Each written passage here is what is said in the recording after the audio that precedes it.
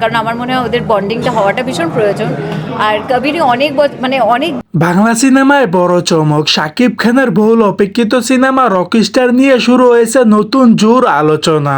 গোপন সূত্রে জানা গেছে এই সিনেমায় নাকি যুক্ত হয়েছেন বলিউডের জনপ্রিয় গ্ল্যামার্স অভিনেত্রী কাজল দেবগন। এই খবরটি ছড়িয়ে পড়তে পুরো সোশ্যাল মিডিয়ায় তোলপাড়। ভক্তদের একাংশ বলছে এটা হবে আন্তর্জাতিক মানের একটি বড় চমক, আবার অন্যদিকে শুরু হয়েছে তুমুল বিতর্ক। বিশেষ করে ওপার বাংলার জনপ্রিয় অভিনেত্রী কোয়েল মল্লিক বিষয়টি নিয়ে অসন্তুষ্ট প্রকাশ করেছেন বলে গুঞ্জন উঠেছে। তার মতামতে বাংলাদেশ ও কলকাতা বাংলা ইন্ডাস্ট্রির মধ্যে এত প্রতিভাবান নায়িকা থাকা সত্ত্বেও কেনই বা বাইরে থেকে নায়িকা নেওয়ার সিদ্ধান্ত হয়েছে বলে প্রশ্ন তুলেছেন তিনি। তাও আবার কাজলের মতো এত বয়সী নায়িকা, যেটা কিনা শাকিব খানের মতো এত বড় স্টারের সঙ্গে কোনোদিনই যায় না। দর্শক, বিষয়টিকে আপনারা কিভাবে দেখছেন এবং কিভাবে নিচ্ছেন অবশ্যই আপনাদের ব্যক্তিগত মতামতটি জানাতে ভুলবেন না ভিডিওর কমেন্ট বক্সে। দেখা হবে পরবর্তী ভিডিওতে।